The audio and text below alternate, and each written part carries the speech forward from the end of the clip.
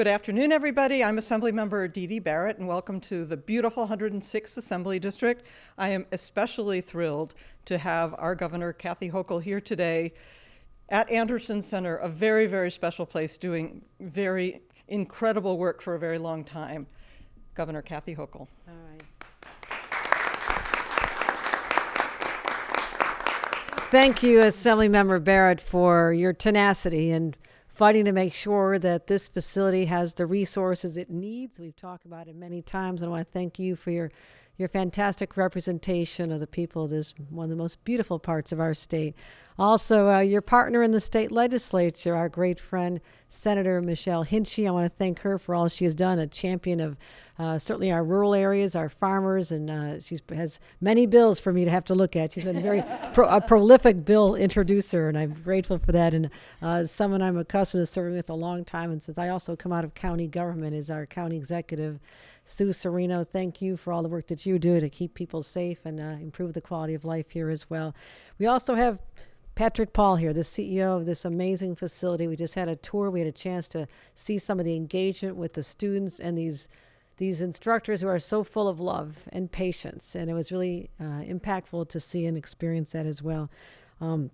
Also, just so many people who care so deeply about this place. And the Linfords, Jeff and Tandra, who have done so much to help promote this facility. We've talked about it every time we have a conversation. This is what we talk about, and I promised I would come, so I'm really, really happy to be here.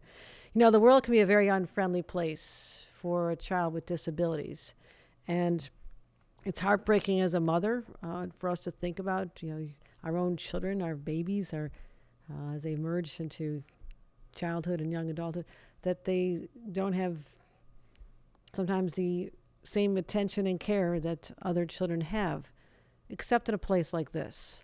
Here they're treated as individuals. They're been given the dignity they deserve, which is so important to me as the leader of this state. And for over 100 years, this Anderson Center has been doing just that. And this is a year-round residence for over 250 children with severe to moderate symptoms of autism. And these are ones who the parents would love to take care of at home, but it's a challenge. And so they lean on the professionals at this great facility. So to the dedicated individuals who work here, who make this their passion, I am so grateful to every one of you. So we want to make sure that we support our staffs here and make sure that we have people who are trained. When you think about the fact that 1 in 68 children have autism, that speaks to the need that we all have to have trained professionals who can step into roles here or in group homes and help them get to a place of independent living, which is the goal for every young person. So the numbers are astounding, much higher than previously estimated. And these are young people who have real needs and need specialties, and people who understand new ways of educating them and helping them understand about the world around them.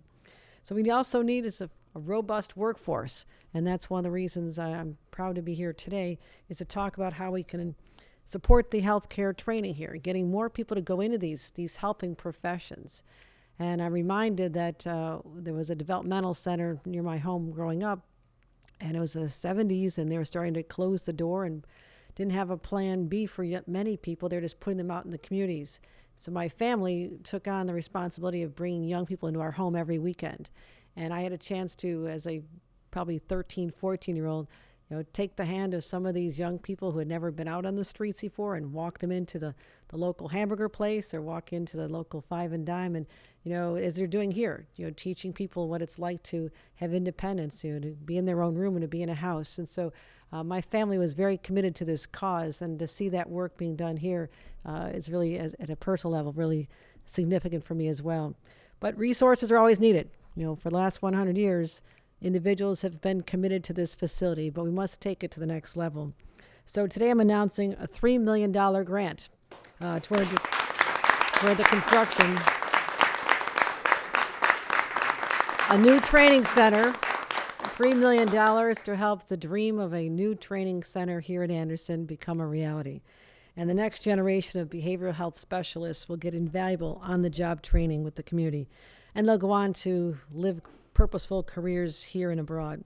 So this is going to help autistic children build the skills they need to connect with the world in a healthy, supportive way.